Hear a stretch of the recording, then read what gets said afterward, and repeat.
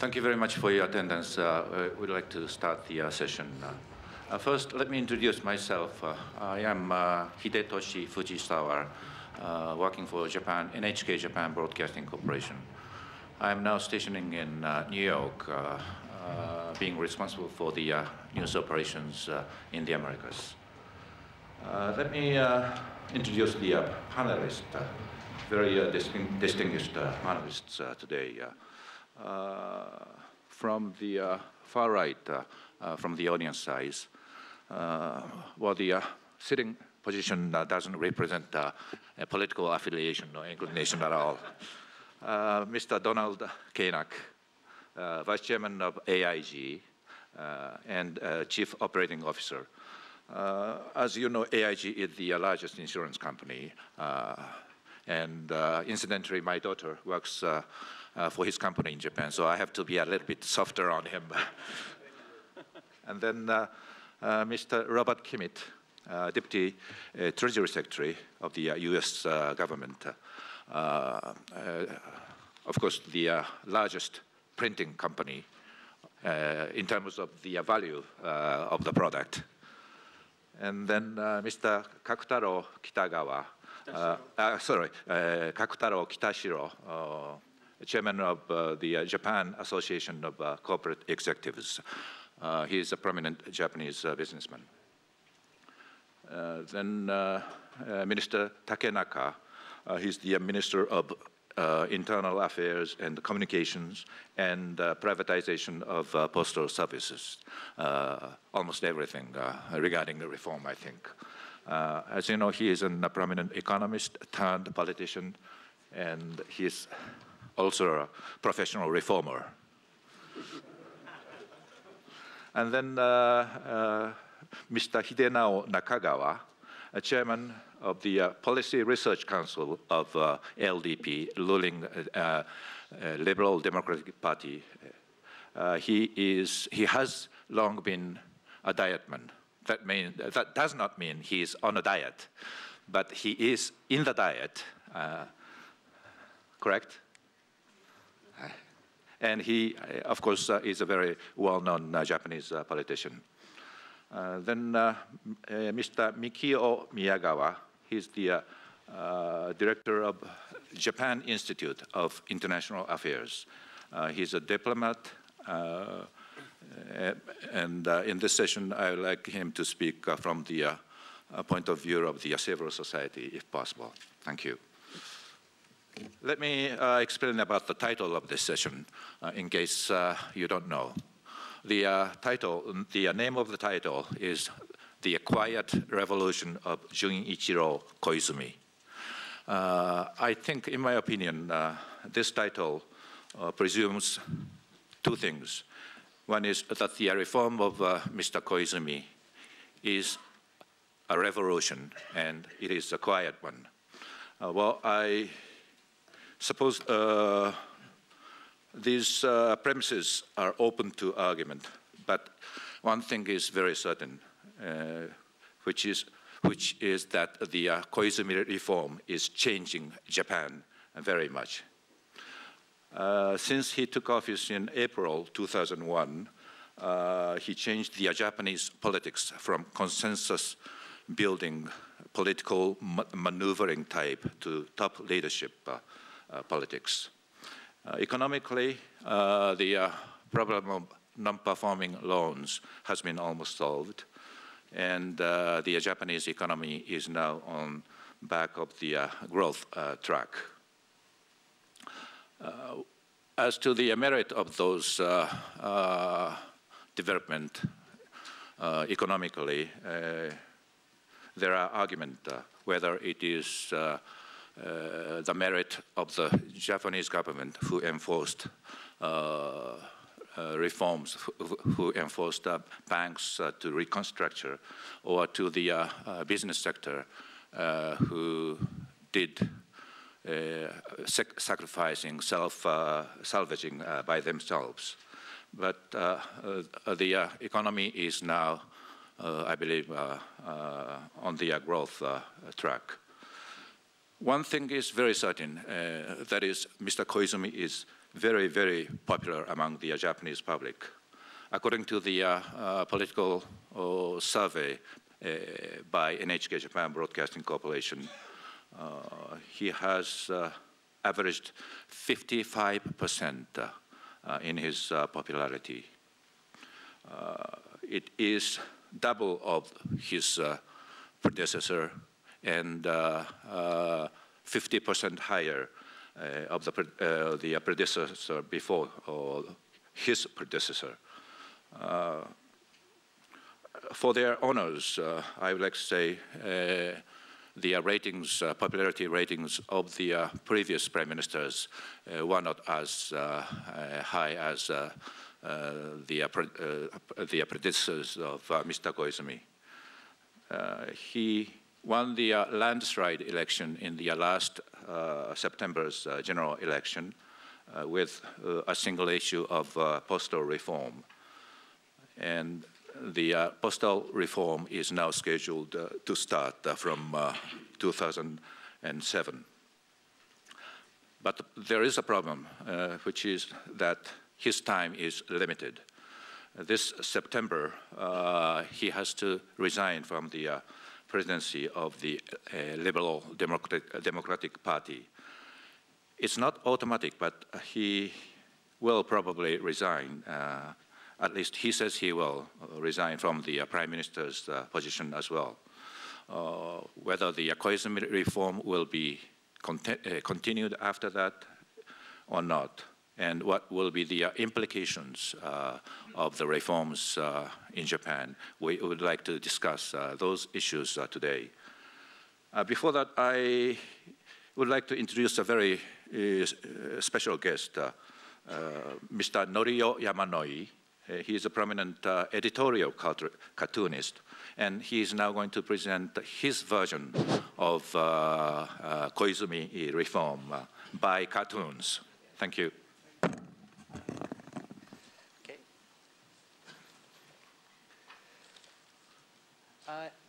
I didn't pay royalty for Walt Disney production for this, or I didn't pay the royalty to MGM. First, with the help of Mr. Takenaka, Mr. Koizumi cleared up the bad debt of the big banks.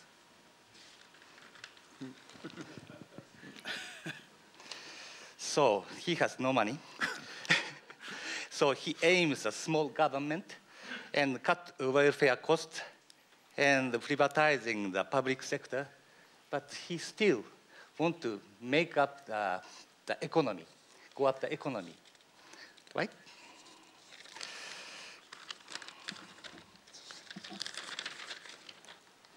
And he's privatizing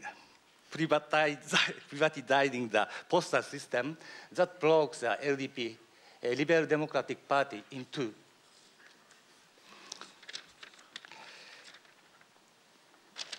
And he favors young IT executives. They are destroying the old-style Japanese society.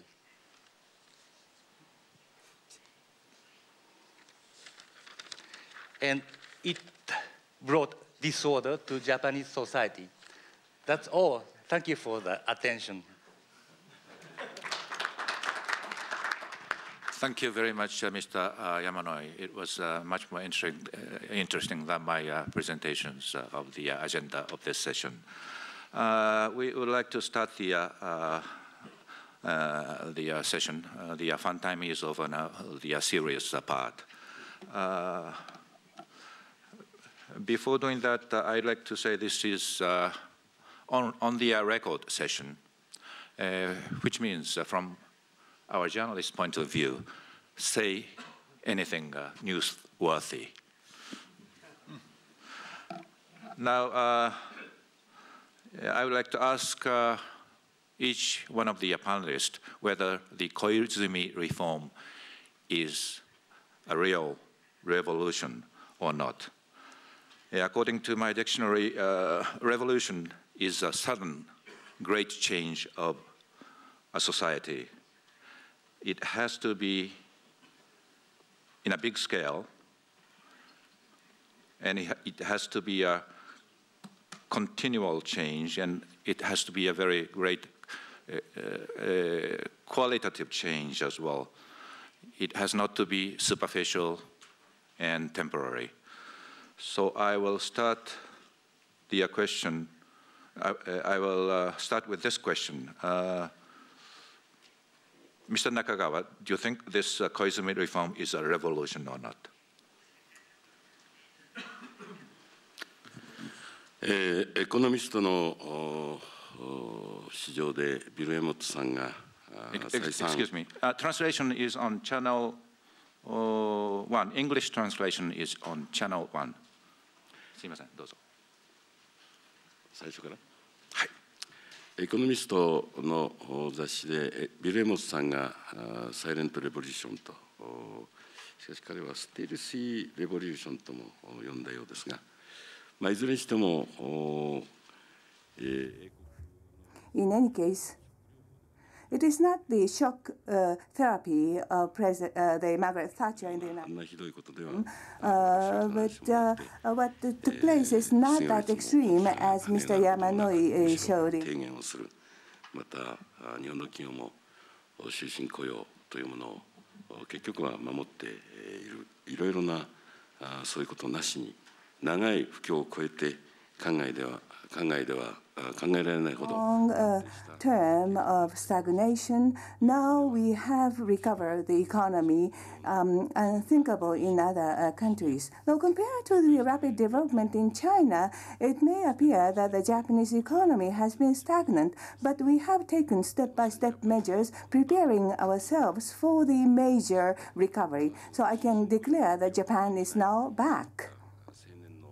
Those young entrepreneurs who do not feel attracted to lifelong employment. Some of those entrepreneurs cause some scandals and problems, but those young generations of entrepreneurs supported Prime Minister Koizumi and contributed to the big victory in September general election. And also, we often talked about the bureaucracy.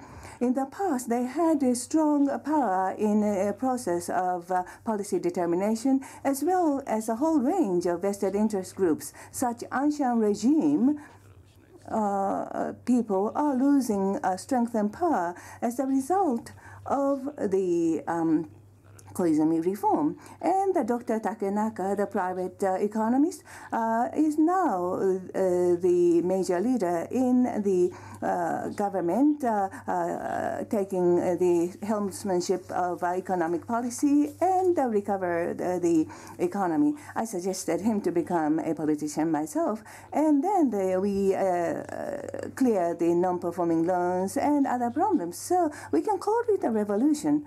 Now, in Asia or in Japan, this year is the year of dog. And you know the dog year is more rapid. And the Japanese economy will get out of the deflationary state this year and also resolve the issue of fiscal failure. So that means that we will experience the dog year like a change in Japan. 7 years of the equivalent to one dog year, and so it will be the starting year. We were behind UK or United States in terms of reform by 10 years, but we will continue with structural reform, and I do believe that we will accelerate and strengthen such reform process, and we will implement the new rising tide type of economic policy packages. It's time to do so. I, being a person in charge of the economic policy of the party in power, we will make the concrete package of policy so we can introduce such package of economic policies in May also this year. So these are the three messages I'd like to send out. And I hope you will get hold of the new opportunities in Japan and duly evaluate the Japanese strength. How about Mr. Kanak? I think your standard of more than superficial is clearly being met. The changes that are underway, certainly from a policy perspective, are very significant. They're deep. The various reforms through legislation, the fixing of the NPL problem, the restructuring of the banking sector, the reform of the labor laws to make labor much more flexible, very fundamental. I think they'll last. The issue that I think we all still have to consider, though, you said it can't be temporary. And there's still a lot of work to do. And as Mr. Nakagawa said, maybe 7 years worth of work in 1 year, but for a dog year. But there's still a long agenda list which is on the table. And history judges whether it's a revolution or not. And if it continues on in the way that it's going, and the agenda is met, then I would say yes, it will be a revolution. But Mr. Kimmitt. I think there's no doubt that the Prime Minister has had a significant impact, both in changing mindsets and producing actions at home and abroad. And his international impact, both in the Asia-Pacific region and beyond, has a significance, in our view, of equal weight with what he has been able to do at home. Whether it's a revolution, though, I would agree with both the previous panelists, we probably won't know until after the Prime Minister leaves office, because the question will be whether these changes, both at home and abroad, are of both lasting value and effect, or were they something more tied to the personality of the leader? Mr. Kitashiro, please. Well, in a country, virtually, we have not experienced the revolution. And the pace of improvement is always slow, steady. The U.S. counterpart government always complained that our movement is very slow. And considering that, I think Koizumi reform is a revolution for the Japanese, at least the government sector and the political scheme. At the same time, I think it has a strong impact on Japanese economy. Particularly, the business is not relying on the government subsidy to recover the business. So I think I would say this is a revolutionary action. The vested interest group of the politicians and the bureaucrats do not play a major role in agenda setting, and Prime Minister and Cabinet clearly leads the policy setting. So I think this is revolutionary. In addition, having Mr. Nakagawa, who is the leader in the party LDP, to implement the reform, and Mr. Takenaka, who himself is a reformer in the cabinet, having two senior government officers in Davos is a revolution for Japan. How about Mr. Miyagawa? Thank you. If I join in other speakers on whether this is a revolution or not, and say positively, then perhaps the audience would be bored. So I would just like to make some opposing, perhaps, elements. I do not think that his revolution, his policy was quiet, nor has it been silent. I wouldn't say that it is noisy, but it's certainly vocal and clear. Secondly, whether this is a revolution or not, perhaps revolution would mobilize forces, physical forces, to turn down the regime. On this particular, from this particular definition of revolution, I think that Mr. Koizumi's policy falls short of a category of revolution. But nonetheless, his policy was quite revolutionary in two senses. First, his policy have been motivated and driven by pent-up feelings of the majority of the Japanese on the mismanagement and also rigidity of the governing regime. And secondly, his policy broke the thick ice of the post-war taboos in the Japanese policies, not just in the industrial policies or domestic policies, but also in foreign policies and security policies. Well, I have to stop now, and then I should join in the discussion. Mr. Miyagawa, has the Koizumi reform changed the Japanese people's mindset, psyche, for more, pro-change one, or not?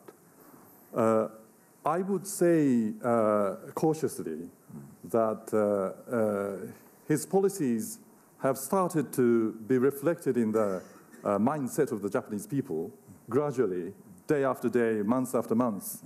But still, it's an ongoing process. And I do not think that the Japanese, or the majority of the Japanese, have already changed its mindset. They are still lingering in our minds. Thank you. Mr. Takenaka, now I would like to ask the official explanation of the Koizumi reform, whether it's a revolution or not. Well, of course, this is not official, but in my case, I have been working with him for 5 years. In a sense, for the past 5 years, he was my boss. I've been working in the cabinet under his leadership. He's, in a sense, very ideal boss in two senses. First, his direction is always very clear. Second, he never changed what he said. I have been working in the society for more than 30 years, sometimes in the banking sector, sometimes in the university research institute. I've never seen such a boss so far. In that sense, he's a very revolutionary person. For more details, Mr. Fujisawa mentioned 4 conditions. It is sudden change, it is a big-scale change, it is a continuous change, it is a qualitative change. Well, sudden change or not, well, it's difficult to say something concrete. But anyway, he obviously changed the mindset of the people. This is true. Is this big-scale change? Yes, it's a big-scale change. I agree. For example, in the case of the postal privatization, Japan Post is the biggest company in terms of asset. And Japan Post is the 5th biggest company in terms of its sales. He decided to privatize. And about 30% of government officials will be shifted from public sector to private sector. This is a big change. In this continuous change, this will be dependent on who will succeed Mr. Koizumi. So we are not sure at this moment. Qualitative change? Yes, I think so to some extent, because he changed the policy-making process. As you know, the policy-making process in Japan has been monopolized by bureaucrats. But in his case, he made use of new policy council, named Council on Economic and Fiscal Policy, and top-down style he introduced. In that sense, this is a very qualitative change. But the important point is, who will succeed Mr. Koizumi? Who will succeed Mr. Koizumi, Mr. Takenaka? I'd like to ask Mr. Nakagawa. Mr. Nakagawa, please. No comment. One of the driving forces of Koizumi reform has been some comment from Mr. Nakagawa. Well, of course, the last point I cannot take very easily, but I just like to expound on why I said that it was a revolution. As Minister Takenaka mentioned, this postal reform is the reform after 135 years. One of the shortfall of the Japanese economy was the wasteful usage of financial resources, and it will lead to the better productivity. And also the bureaucratic-led financial socialism, this will end, and it will lead to the revitalization of the private sector. Now, politically, we are now shifting away from the bureaucrat-led country to the country based on the people's will and people's determination, and also away from the politics led by the vested interest group to the politics led by the leadership. So in that sense, Japanese people will regain a sense of dignity or pride in the region and as a country. So it is a kind of a spiritual, mental reform as well. The electoral system and the cabinet operation, we may come closer to the British type of democracy or the Westminster type of democracy. The general public will take part in the politics, and also in the securities market there will be a more individual, personal investors. So away from the control by the handful of people with vested interests. This kind of democratization of the politics and the economy and business will lead to this reform making a lasting one. In that sense, again, it's a revolution. The driving forces of Koizumi reform has been the continuous demand by the U.S. government on reforms in Japan.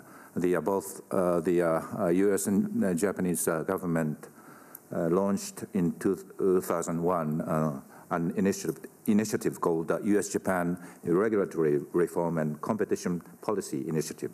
And this initiative deals with telecommunications, information technologies, and financial services, and so on.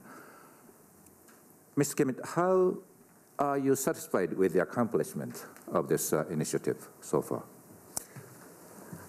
I think that there has been considerable progress made, but there are still opportunities in front of us. I think as a general matter, things are going better for companies already in Japan, but I think that we still need to work on creating the opportunities for new companies, new investors, whether it be from the United States or elsewhere, to come into the Japanese market. I would think that we have two particular opportunities in front of us. One was the announcement of the program by the Prime Minister to double foreign investment within 5 years. I think that was a very important statement by the government. And I think particularly as one looks to implement that, we'd want to look carefully at the question of cross-border share swaps to make sure that there are equal opportunities for both domestic and foreign investors. Secondly, going to the very significant, even historic, privatization of Japan Post, led by the Prime Minister and Minister Takanaka, we now are moving to the next stages, and I think particularly as we look at postal savings and postal life, we want to create a level playing field, an opportunity both for Japanese and foreign investors who are interested in coming into that marketplace to drive benefits for the Japanese consumer to be given equal opportunities. Mr. Kanak, as Mr. Kimmitt said, Japan is going to implement the postal reform from the year 2007. What is the significance of this reform from the point of view of the financial sectors in the United States and the world? Well, Mr. Kimmitt already commented to some extent on that.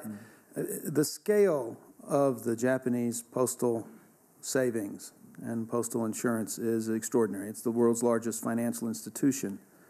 It has approximately $3 trillion of assets, just to put it in perspective. And so when the privatization is underway, and it's going to take a very long time for it to be completed, it's important how that process unfolds. So it's very difficult to comment with any kind of conclusion. We have to just observe and support the reform. If the reform goes well and the intentions of the reform are achieved, that the post office is truly privatized, that it doesn't receive any special subsidies or tax advantages, so it pays taxes like any other corporation. It's regulated like other financial institutions in the case of the savings or the insurance part. Then indeed that will be a very positive development, assuming that the funds that the postal savings now holds, that a great amount of that fund will end up in the capital markets rather than funding government corporations. So if it goes well, and certainly the leadership with Mr. Takanaka and now Mr. Nishikawa involved, one could be optimistic that that will go well. On the other hand, if you think of this like launching a ship, it's a very, very big ship. There are 250,000 employees, I think full-time, 120,000 part-time, that have been thinking a certain way for a very long time. And this is a ship, imagine the champagne is broken and it's going down the ramp for 10 years. It's going to take 10 years. So there's a lot, the devil will be in the details of the implementation.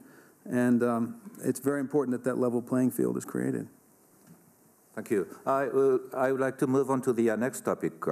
What is the next agenda of the Koizumi reform?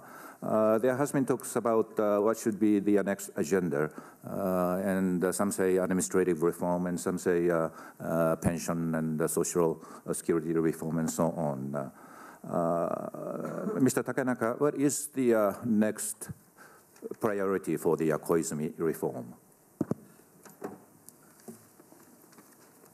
Well, the postal privatization was a very important core of the reform. But let me mention a little bit about the comment by Mr. Kimmitt. Mr. Kimmitt used the term considerable progress can be seen in the reform. I quite often say there could be two kinds of reform. One is reactive reform, another one is proactive reform. Typical one, reactive reform, is the disposal of a non-performing loan. And the typical one, a symbol of the proactive reform, was the postal privatization. We've just finished reactive reform, and we are now challenging another proactive reform. So far, proactive reform is also advancing based upon the support of the Japanese people. So what will be the most next important topic? There are many issues. And the important point is, from last year, the total population of Japan started declining. And this trend will continue in a very solid manner. Important point is, under such circumstances, aging society and population declining society, we have to create smaller government. Otherwise, burden, tax burden, insurance burden on the household sector and business sector will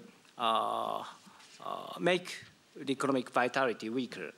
So our main target is anyway to create smaller government. In that sense, postal privatization was the main target. At the same time, we are now tackling another issue, that is to slim the government bank's function.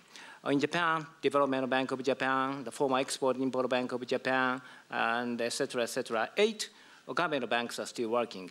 And among total fundraising of the private businesses, 19% is now supplied by these government banks. We will cut this size in about half in the coming 3-4 years. So, and again, this will create a smaller government. And also, we are going to reduce the personnel cost in the total budget.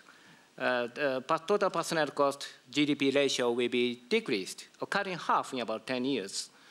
And also, asset size is another important issue.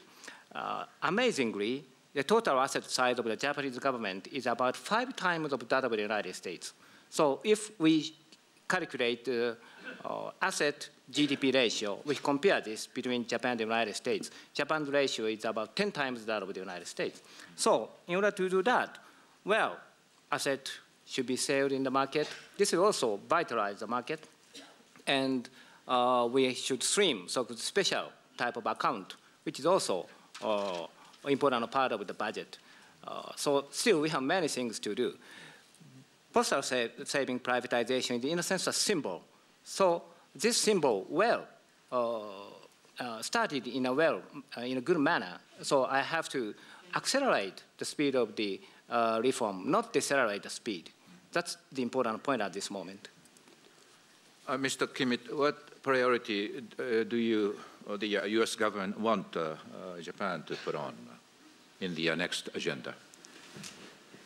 Well, we've talked a lot about the domestic agenda. I think continued effort on the regulatory reform path that has been discussed would be important. I think particularly in financial services, broadly stated. Obviously, the Treasury Department has a particular interest in that issue. I mean, the world works best on the basis of free and fair trade, flexible exchange rates, and the free flow of capital across borders, of which an open investment policy, whether it be in the United States, Japan, or elsewhere, are very key elements. I would put real focus on that free flow of capital across borders. It's the lifeblood of our domestic economies and the world economy. But I think I would also like to say that we have had the opportunity to work very closely with Japan, also in a geostrategic sense. I first started working closely with Japan under President Reagan and watched very closely his relationship with Prime Minister Nakasone. I think the relationship that has developed between President Bush and President Koizumi has many of those characteristics, and whether we're working on issues in the Asia-Pacific region, in APEC or the six-party talks, or far from the region in Iraq and Afghanistan, we've had a very good, close, cooperative relationship. Japan has been very generous in its support for Iraq, over $5 billion, Afghanistan, over $1 billion. And I think now we have a real opportunity to work together also on other pressing issues, starting with Iran. Mr. Kitashiro, what should be the priority of the Koizumi reform next from the perspective of the private sector in Japan?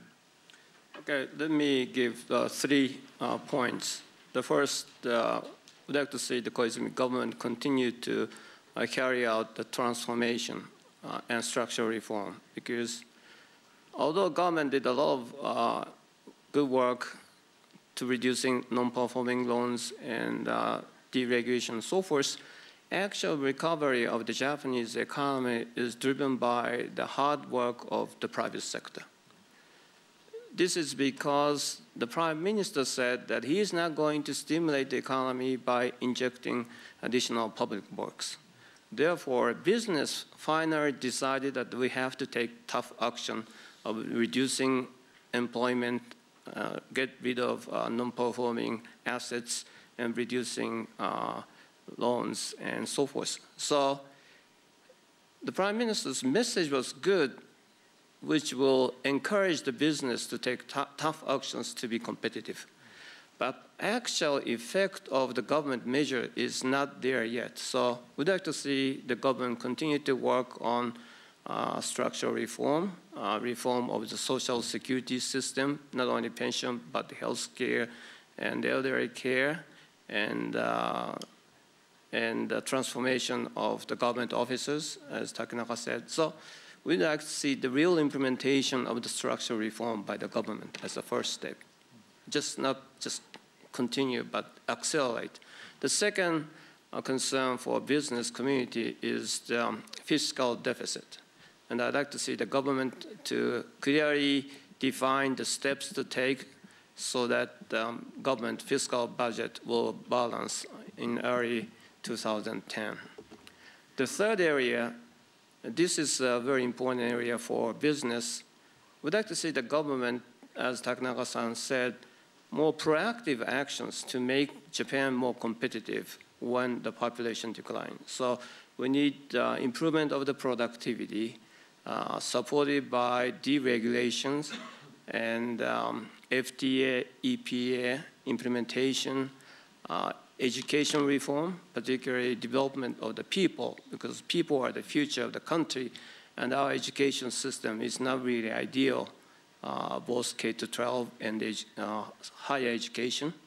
And also we need to enhance the scientific research activity together with the startup companies, venture entrepreneurs, such that they will create a new industry for Japan. So I'd like to see, particularly the third point of government actions to make Japan more competitive in the coming years under declining population.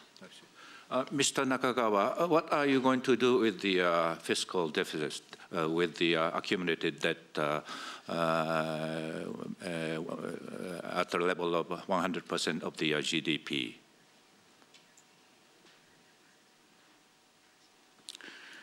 私はまずこの財政赤字を減らしていくためにも、日本経済のパフォーマンスをさらにより良いものにしていかなければいけないと、まず何よりも民間のご努力でここまで来たということは、私はもう8割方事実だと思いますけれども、それをさらに加速させるようにデフレを脱却させる、あるいはさまざまな行動改革を進める、そしてその上で今 100% 以上 150% だという人もおりますが、その中でさっき竹中大臣も言われた通り、アメリカの5倍もの政府の資産がある。大事なのは債務総額以上に純負債額、純債務額だと思いますが、それは私は GDP の6割ぐらいではないかなと見ております。したがって今の資産をなるべく圧縮する、私の見るところでは6割は圧縮あるいは有効利用できる。そういたしますと、この財政赤字の解消にはかなりスピードが上がってくるだろうと、その資産の圧縮をしていく。さらには経済の生産性を上げるためにも、また歳出をもっと効率的なものにするためにも、資本を有効に使うためにも、いわゆるいろいろな制度改革、医療保険制度の改革も今着手していますが、年金の改革も着手していますが、いろいろなそういう改革をどんどん進めていく。そしてその上で歳出そのものも抑えていく。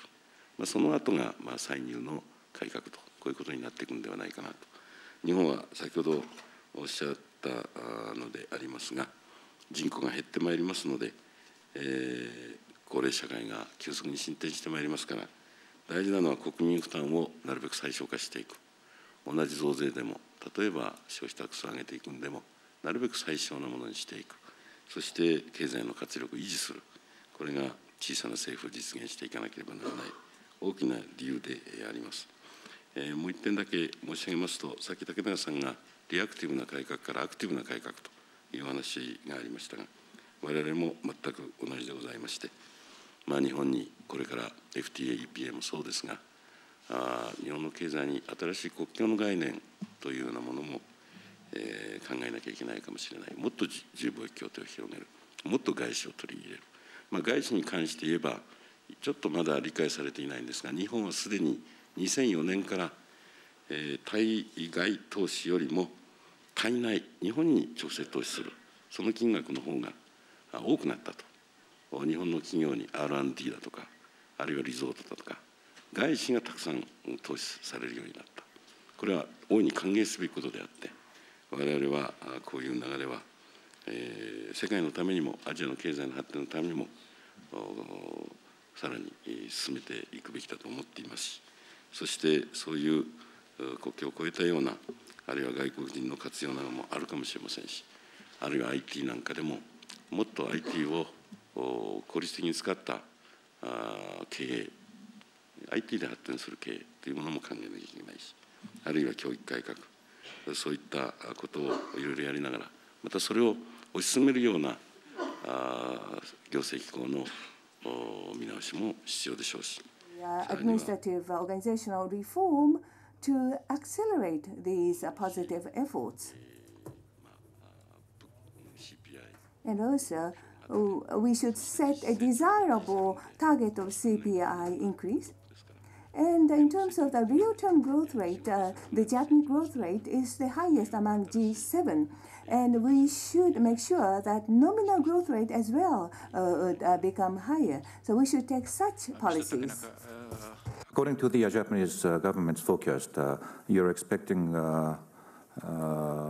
average close to 2% real GDP growth for the 5-year period. Is it possible to accomplish? And if the rejuvenated Japan is accomplished, what would be the implication to the Asian economy and to the world economy, in your opinion? Well, as for the growth capacity of the Japanese economy, well, many specialists will agree that our potential growth rate will be around 2%. At this moment, a little bit lower than 2%, but anyway, around 2%. This is the story about real growth. The important point is, as was mentioned by Chairman Nakagawa, how high or low is the nominal growth rate? The nominal growth rate is deeply connected with the tax revenue, and consequently, nominal growth rate is very much dependent on the process of the budget rehabilitation. Mr. Nakagawa and I have a prediction that nominal growth rate will be increased based upon the suitable monetary policy. Chairman Nakagawa mentioned 4 or 5% nominal growth. I think this is reasonable compared with the OECD average or G7 average. So anyway, as far as if Chairman's question is about the real growth rate, yes, 2% real growth rate will be possible, roughly speaking. And what will be the impact on Asian countries? Well, considering the size of the economy, the sound development of the Japanese economy is still very much important for other Asian countries.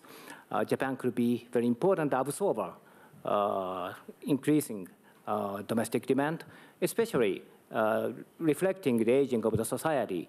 Our propensity to consume is going up. So growth rate of consumption will be a little bit higher than 2% from now on. So this will absorb, to increase our absorption power from Asian countries. At the same time, we are a very important exporter of technology, know-how, and this is now partly realized through the export of capital goods and interim product, etc., etc. So this kind of function as a supplier of technology, supplier of know-how, we also continue. So anyway, combining with the effort of China, Korea, etc., while Asian economy is sound, recovery is also possible. I'm not very pessimistic. Thank you very much. Mr. Kanak, you've been doing business in Japan as well as in the Asian regions for many years. What is your opinion on the impact of the rejuvenated Japanese growth to the Asian area, region, as well as to the world?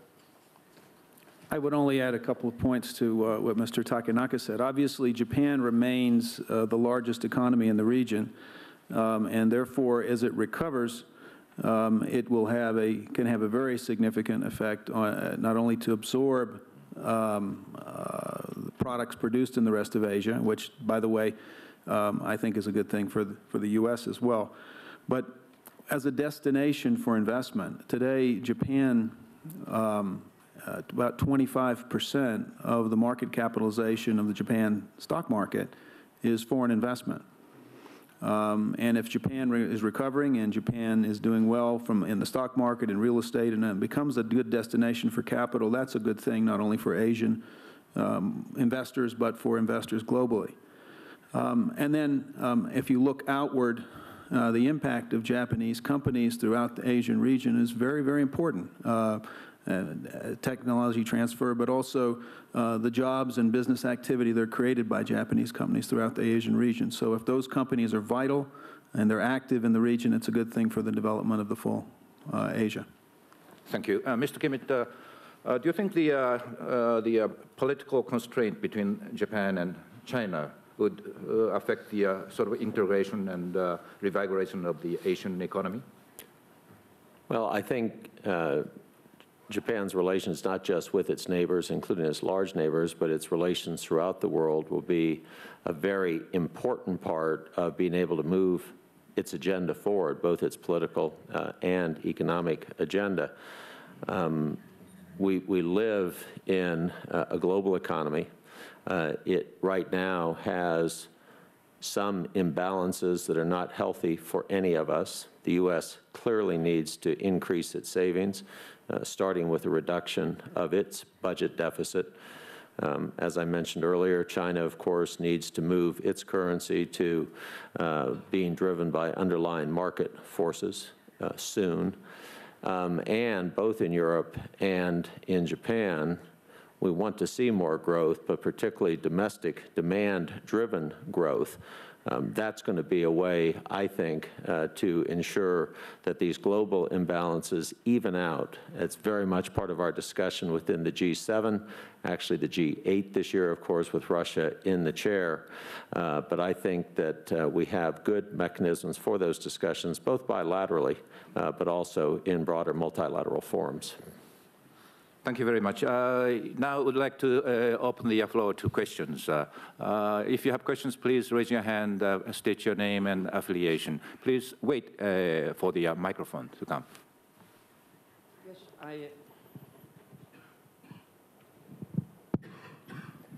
My name is Anton van der Lende. I work for United Parcel Service, a delivery company. I have a comment for Mr. Kimmitt, and it's indirectly a question for Mr. Takenaka. You are following the privatization of the post office. In particular, you look to insurances and savings. I would also like to ask you to also look to the postal delivery sector. We, not only UPS, but also FedEx and other express companies are very concerned that the post office, and it's called post office. They do mail. They also do very important financial and savings, but they are a post office. In the privatization plans, there is no mention of reducing or getting rid of the monopoly. If you truly talk about privatization and like to become a truly private company, then I think also the post office should act like a private company and not have a legal monopoly with, I think, probably the highest price for stamps in the world. Are there any plans to reduce gradually the monopoly? Thank you very much, Mr. Kanak.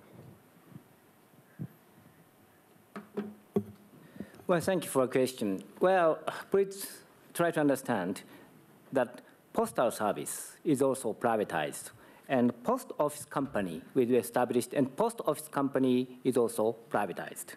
So this is a complete privatization. However, in the case of postal service, they have a kind of universal service obligation. They have obligation. They're quite similar to the case of the United States. Since in the case of the United States, this is state-owned function, not privatized. US is not privatized, as you know. In the case of England, it was privatized, Germany privatized, Italy privatized, France not privatized. It depends. The reason why it varies is the universal service obligation is existing. So in order to provide this kind of obligation, in order to keep this obligation, a kind of reserved area is needed. So in order to keep this kind of reserved area, well, the government investment will continue to some extent. But anyway, this is a privatized company. Especially in the case of post office company, this is quite important. They have 24,000 outlet post office throughout the country. We now in Japan have a large scale of chain store, 7-Eleven, Lawson, etc., convenience store. But the size of this outlet, post office, is about 3 times of the largest convenience store chain. Important point is this is privatized. And many, from now on, many different kind of services and products will be sold on this. So this is providing a tremendous opportunity for private companies. This is equal to domestic company, foreign company. The purpose is to enhance the service, the quality of service, and satisfy consumers' needs. Next question, please. My name is N.K. Singh. I'm the chairman of the Management Development Institute in India. My question is addressed to Mr. Takanawa. My first question is, Mr. Takanawa, although Japan has made tremendous strides in terms of fostering economic reforms under the leadership of the Prime Minister, are you satisfied that the restructuring of the financial and banking system in Japan has now reached a point of no return and that this will not be a burden on Japan's future economic progress? Second, I just wanted your comments that you mentioned about Japan wanting to look ahead. How is Japan wanting to handle the demographic profile and the aging composition of its population? Will productivity gains be adequate, or will you want to adopt a more flexible policy on migration?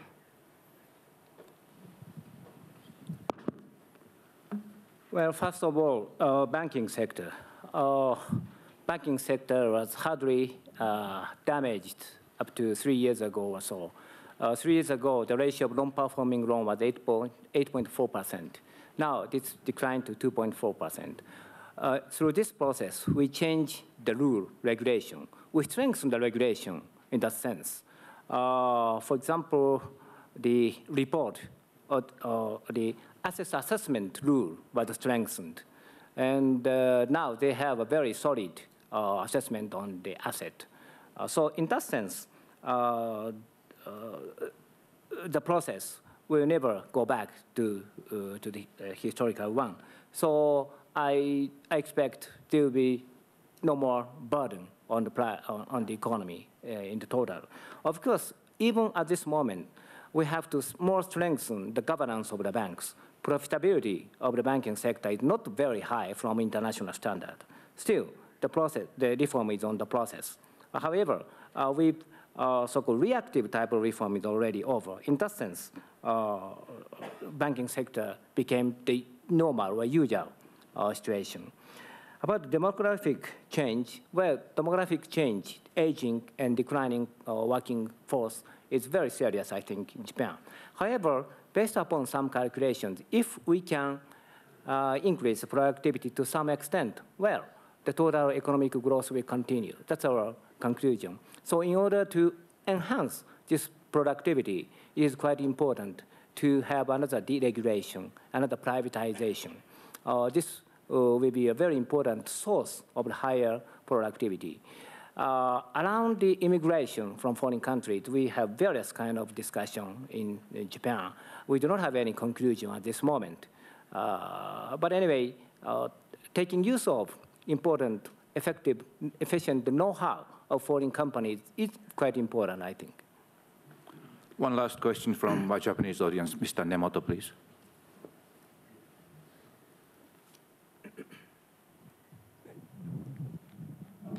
Mr. Nakagawa and Mr. Takenaka, thank you very much indeed, and for your every efforts and to realize Mr. Koizumi's devolution. By the way, in conjunction with the main theme of this Davos meeting, which means the creative imperative, I'd like to ask 2 points. And firstly, regarding the values, what kind of the values Mr. Koizumi is aiming to pursue? That is the first question. As you know, in our society, there can be more or less found the paradox of loss of humanity or depersonalization, in Japanese, ningen-sei no sogai, like live door. And virtual society caused by IT and genetic revolution, and weakening of human cohesive power, such as family or community value. So my answer... Could you limit your remarks to a question? A question? そこ行くまでちょっと道があるんですけどね。Yes, I have to go through the process before I arrive at my questions, but in view of time, yes, please. So well, in this connection, we have to return back to the basic in our thinking. Firstly, accurate perception of the age, and secondly, reflection upon the values which we seek for to pursue, and then in order to realize these values, prescription. And so, will you explain the values which Mr. Koizumi is aiming for? And the second question. Second question is educational reform. Mr. Kitashiro a little bit referred to, and educational reform is very, very vital to Japan now. So, how to deal with this educational reform? And I think learning society from the cradle to the grave, such kind of the society so indispensable to Japanese stability. That's my question. Thank you very much. I would like to Mr. Nakagawa to answer this question.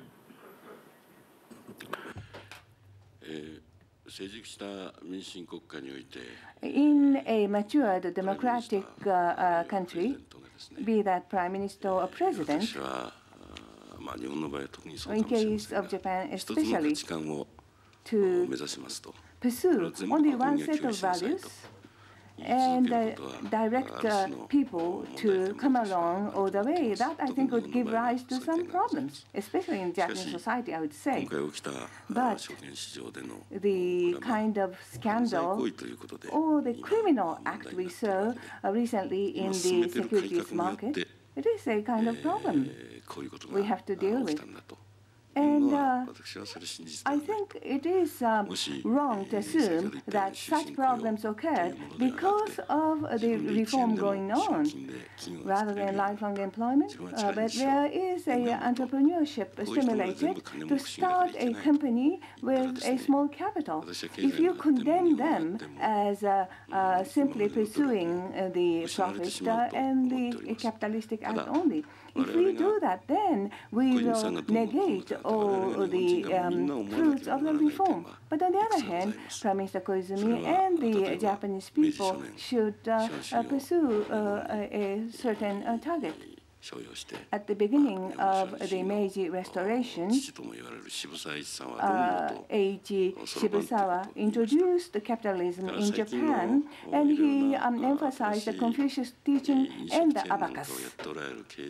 And also the new entrepreneurs promoting the food outlet chain emphasized that the joy of work is the customer satisfaction, and to make everybody's life happy through one's work. That's the supreme joy. And probably we were not fully told of this kind of pleasure and joy in work in our education. And that entrepreneur talked of that in the newspaper, and that's something we have to reflect on that. And the second point has to do with education. In the Japanese educational system, there is a lack of education on economics, economic mechanism, what's the mechanism behind generating profit, how the profit, happiness and welfare would be enhanced through economic activities, what should be the set of morals, or the morals or ethics upheld. And with lack of education in economics, the ethics and morals are not fully taught. So that's something, again, we have to reflect upon. Maybe there should be more competition among educational institutions. To what extent good competition is going on, this will be discussed further. And under such setup and mechanism, we have to regain what's important, which might have been lost in the past. Just 10 seconds comment. As far as I know, Prime Minister Koizumi attaches a great importance on the role of community and family. He will understand that point. I think this is the reason why he is strongly supported by the general people, general public. I'd like to welcome more questions, but time is up. I think this has been a very good discussion, and we have agreed that rejuvenated Japan is necessary for Japan as well as for the world. And hoping for that, I would like to close this session. Thank you very much. Thank you.